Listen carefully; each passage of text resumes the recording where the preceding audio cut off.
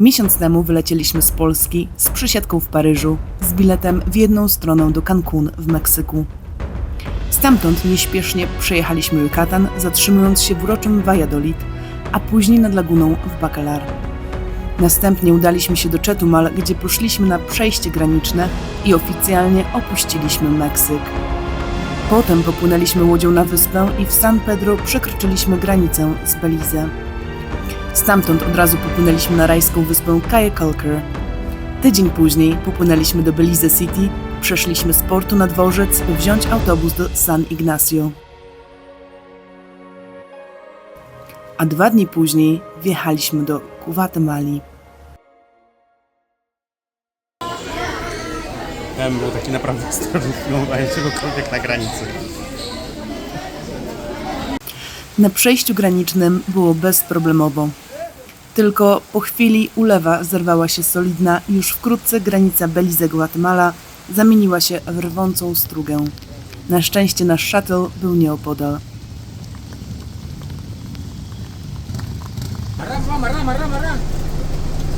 No, dale, ya se no todos los productos pasé para allá.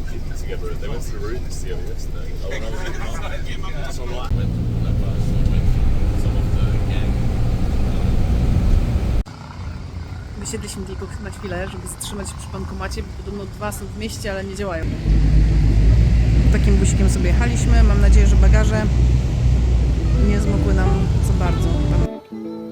I tak dojechaliśmy do naszego pierwszego gwatemalskiego miasteczka, Flores. Najstarsza część miasta położona jest na wyspie, na jeziorze Petén Itzá, połączonej obecnie z lądem krótką groblą. Na lądzie znajdują się 2 duże przedmieścia, Santa Elena i San Benito. Jezioro Petén Itzá jest trzecim co do wielkości w Gwatemali i ma powierzchnię około 99 km². My wynajęliśmy pokój na obrzeżach, a konkretnie w San Benito, więc szybko zaprzyjaźniliśmy się z Mario, kierowcą tuk-tuka, który nas woził z i do miasta.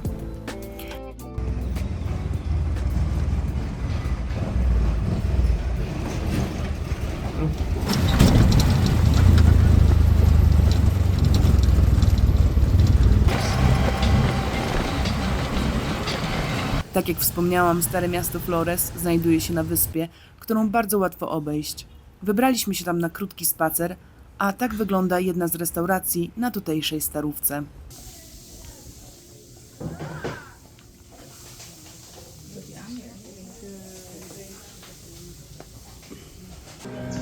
Tomaszek i jego przyjaciel.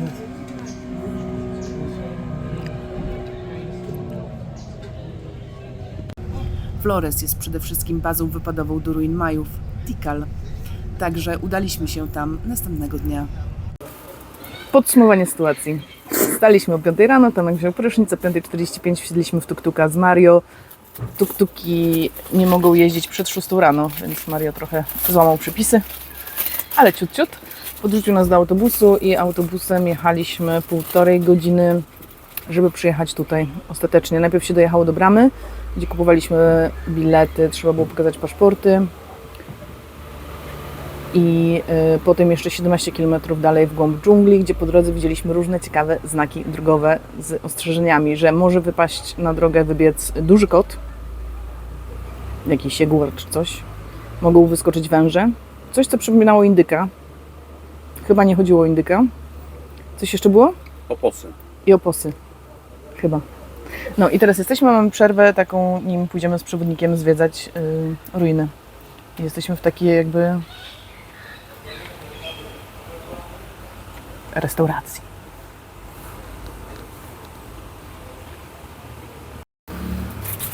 A bo jak wszyscy sobie jedzą w tej restauracji, zamawiały śniadanko, tak my się wyspryciliśmy, gdyż jesteśmy z Polski i kupiliśmy tylko kolkę, ale mamy kanapki, które zrobiliśmy wczoraj. Z jakim na twardo, wiadomo. I majonezem, kurczę, na bogato. A oto Tomaszek w dżungli, na przygodzie. Czy czujesz się jak Indiana Jones? Niemalże.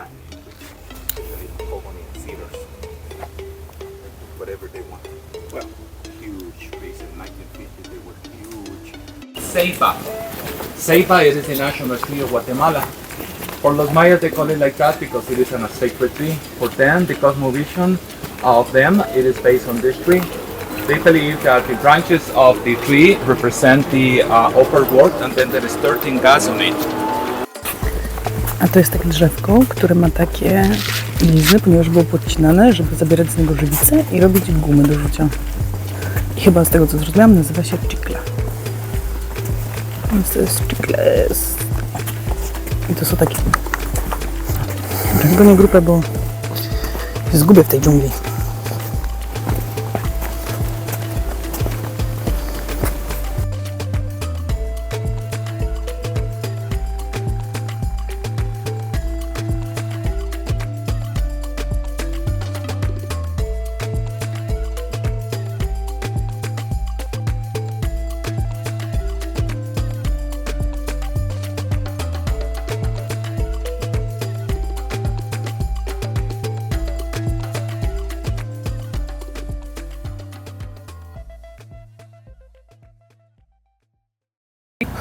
Tak, jest fajnie.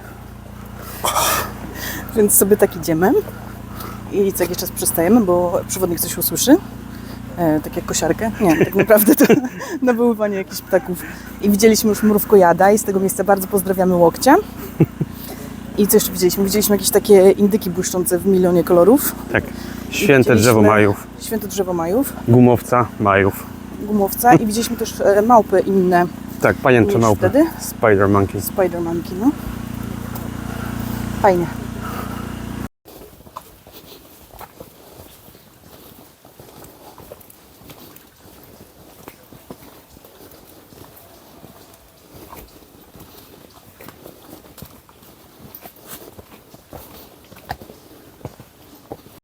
Fajnie by było się tutaj nie zgubić przez to kręcenie tych małpek. Nie wiem, czy mnie słychać, bo jest jakaś kosiarka odpalona, muszę gonić grupę. Przewodnika rozpoznam po tym, że ma lornetkę. Nie wiem, czy to jest wystarczające, żeby go znaleźć. I już wkrótce dotarliśmy do ruin. Tikal było jednym z największych i najpotężniejszych miast cywilizacji Majów. Podobno sama nazwa Tikal znaczy miejsce, gdzie słychać głosy duchów. Ślady pierwszego osadnictwa w Tikal pochodzą z około 600 roku przed naszą erą.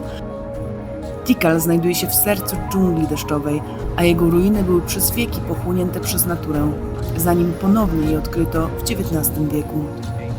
W okresie największej świetności miasto liczyło około 60 000 mieszkańców, a tereny rolnicze wokół ośrodka zamieszkiwało około 30 000 osób.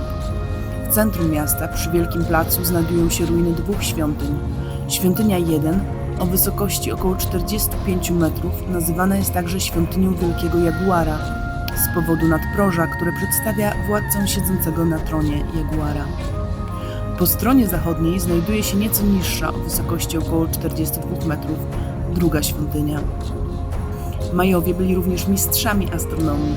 Świątynie i inne budowle były często ustawiane w taki sposób, by odzwierciedlać ruchy ciał niebieskich. Siedzę sobie pod drzewkiem, i nagle coś mi spada na nogę. Na szczęście nie dotykam. Przewodnik pomaga mi to zdjąć z moich spodni przy pomocy patyczka. No i podobno to dotknięcie tego wywołuje reakcję alergiczną i gorączkę. Ale w przyszłości będzie to motyl. I wkrótce usłyszeliśmy znajome dźwięki wyjców, które jak zawsze intensywnie dodają dramaturgii w lasach deszczowych.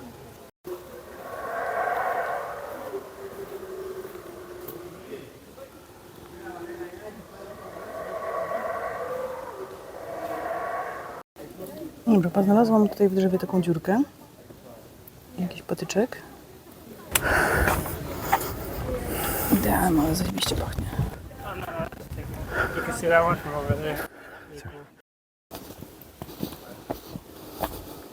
Pokonując imponujący system korzeniowy na naszej ścieżce, docieramy do kolejnych ruin.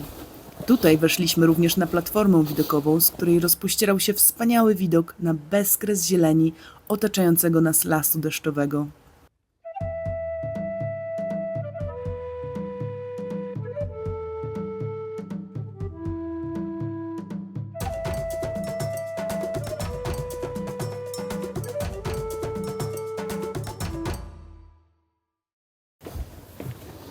To nie chodzi o to, że te schody są takie męczące, tylko ta pogoda, tu jest tak duszno i parno, po prostu ze mnie się leje, powieki mi się pocą.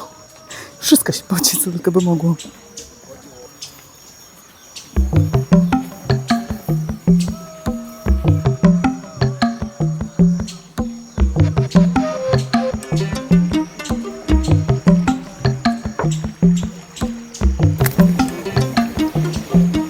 A oto Tomaszek, komplementujący piramidę Majów.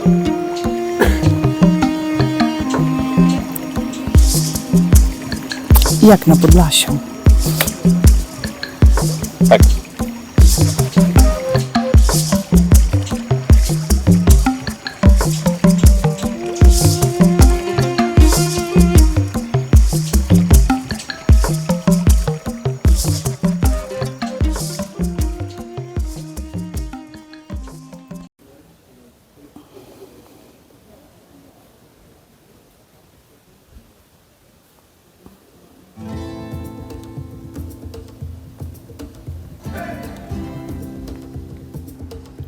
Na samym wyjściu spotykamy kilkudziesięcioosobową gromadę ostronosów. Ostronosy przypominają troszkę szopa, ale mają dłuższy i smuklejszy pysk. Prowadzą dzienny tryb życia. Samice żyją w grupach składających się z około 25 zwierząt, a samce dołączają do nich jedynie podczas sezonu godowego. Najczęściej żywią się małymi bezkręgowcami, a także ptakami, jaszczurkami, jajkami i owocami. Jak dla mnie to totalne słodziaki i jak widać nie za bardzo bały się ludzi. I niestety myślę, że to dla nich niedobrze.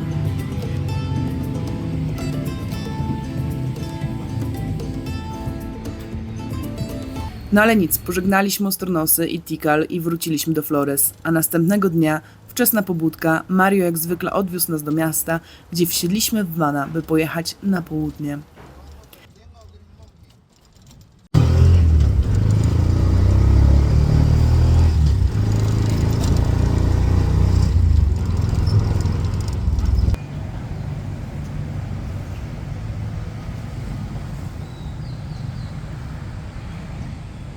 Tym razem nasza podróż trwała 10 godzin. Krajobraz zmieniał się nieustannie i przeprawialiśmy się nawet promem przez rzekę.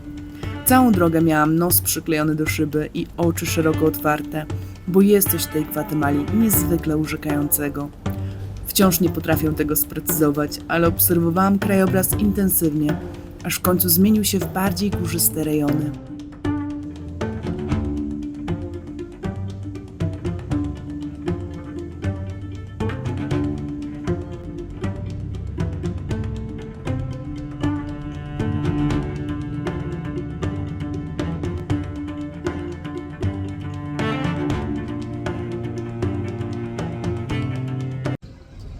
Jest prawie 16, telepimy się od 8. Nasze van śmierdzi od dłuższego czasu. Kierowca prowadził śmiało, pewnie siebie. Ale coś jebie, więc chyba jest jakiś problem. I więc wysadził nas wszystkich na przerwę pod McDonaldem w miejscowości Coban. I powiedział, że wróci za 40 minut. Jak jest, Tomaszku? Rewelacyjnie. No, Ochroniarz na parkingu w McDonaldzie ma stop. to nie ochroniarz, to parkingowy, A przepraszam. który wystawia bileciki parkingowe. A, ma przy okazji giwerę. Były jakieś znaki, że uwaga na kradzieże, napady, nie wiem, coś. No więc tak siedzimy, a nasze bagaże i wszystko pojechało. Z panem do mechanika. W teorii jeszcze 1,5 godziny mamy stąd do miejsca, gdzie chcemy pojechać, a potem spędzimy tam dobę i potem znowu 8 godzin przez góry. Szczęśliwie wkrótce ruszyliśmy w dalszą drogę i dojechaliśmy do Lanki.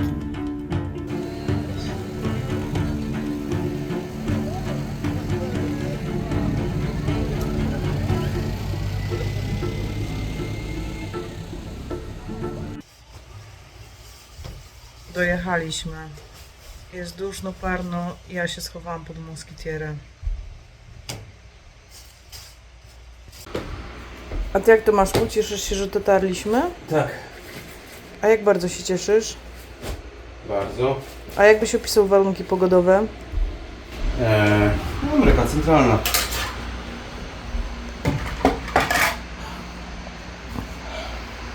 Warunki pogodowe. Nie widać.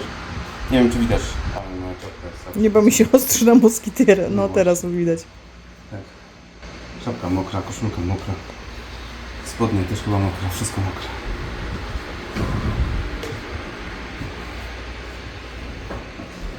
Ale łóżko wygodne, o! To jest najważniejsze.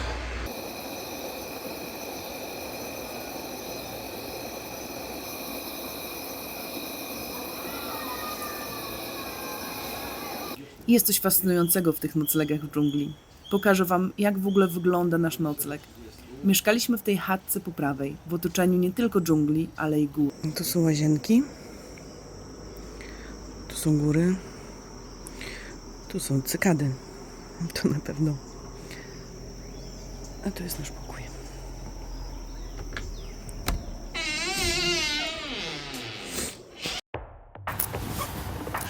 Lankin jest położone w górzystym terenie otoczone bujną, tropikalną roślinnością.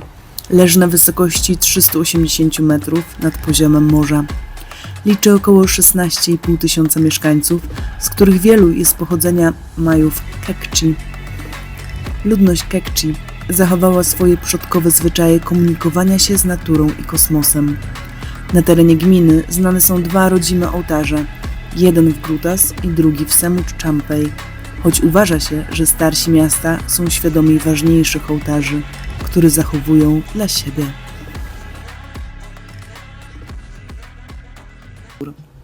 Następnego dnia pojechaliśmy pick-upem do pobliskiej atrakcji turystycznej, czyli Semuch Champei.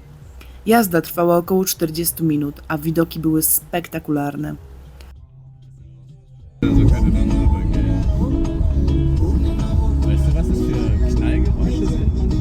Potem jeszcze tylko przejście przez most i spacer pod górę do właściwego wejścia, by zobaczyć niezwykły pomnik przyrody.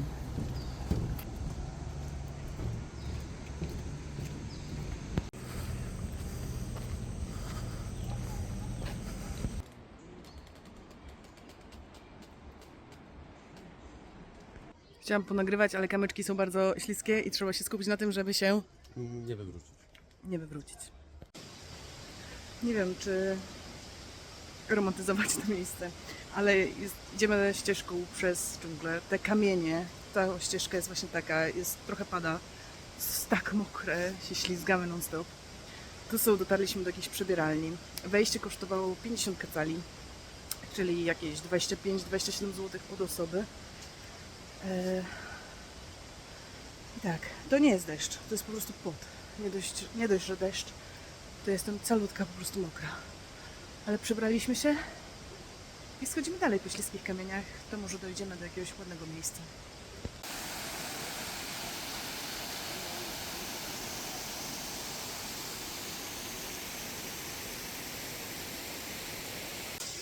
Rozpadało się, więc jesteśmy już zupełnie mokrzy i muszę schować aparat.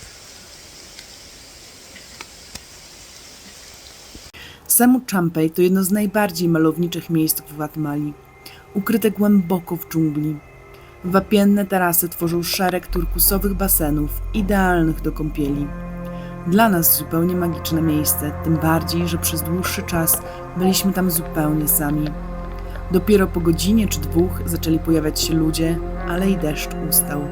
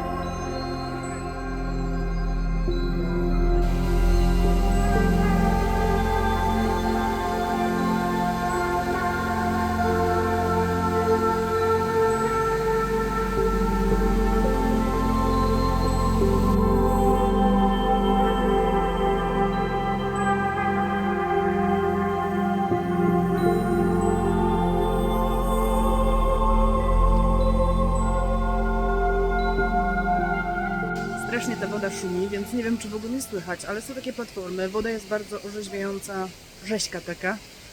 No idę sobie przez tą dżunglę. Teraz po takiej platformie, więc fajnie, bo nie ma tych śliskich kamieni, tylko śliskie drewno. Więc bardzo powolutku. Woda jest orzeźwiająca, jest dużo, sporo ludzi, ale jest sobota, więc większość z nich to Gwatemalczycy. Tak mi się wydaje. Przy każdym jakimś takim kompleksie w zasięgu wzroku jest ratownik też, który czuwa. W wodzie podgryzały rybki. Gdzieś słyszę wyjce też, te małpy. Fajna sprawa. Myśmy naszą wycieczkę wykupili tylko transport w to i we w to, więc czekamy od godziny 1 do 15, żeby nas tu zgarnęli. A już nie chcieliśmy się tam kąpać i było za głośno, jest dużo ludzi się zrobiło, no jest sobota. Więc usiedliśmy tutaj na górze, a tu na górze jest totalny atak dzieci sprzedających mnóstwo czekolady. Tak próbują ci na maksa wcisnąć czekoladę i słodycze i w ogóle. Byliśmy twardzi, powiedzieliśmy, nie? Ale żeśmy się zaprzyjaźnili. Tak, Zaprzyjaźniłeś się z dziećmi? Zaprzyjaźniliśmy się z dziećmi. Tak, odmawialiśmy, nie wiem, 10-15 razy. Myślę, że za 20, ale ja wyciągnęłam holsy i jedna z dziewczynek się bardzo zainteresowała, więc chciała jeszcze jednego, więc dałam jej 2. Pomacała mnie też po głowie. Znalazła te piórka, co mam wplecione od Kaśki. I bardzo pochwaliła, powiedziała, że bardzo ładne. A tobie co? A mi? Co? Pomiziali cię po brzuszku, nie? Tak. Tak, traktuje mnie trochę jak Buddę chyba. To na szczęście. O, oczywiście. Czekanie na transport z powrotem do miasteczka miało naprawdę urok. Nie tylko przełamanie lodów z dzieciakami, udało nam się również posłuchać cykad i obserwować kolibry na pobliskim krzaku. A potem siedliśmy z powrotem do pick-upa i zjechaliśmy z powrotem w dół do naszego noclegu w Lankin.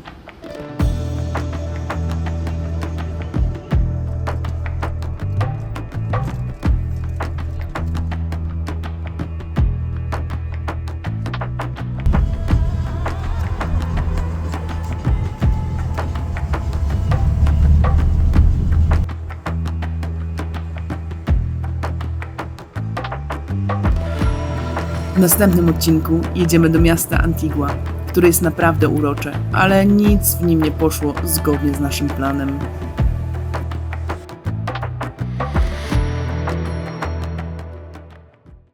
Muszę przyznać, że jest coś w tej Gwatemali takiego, co mnie bardzo wzrusza. Nie wiem jeszcze, co to jest.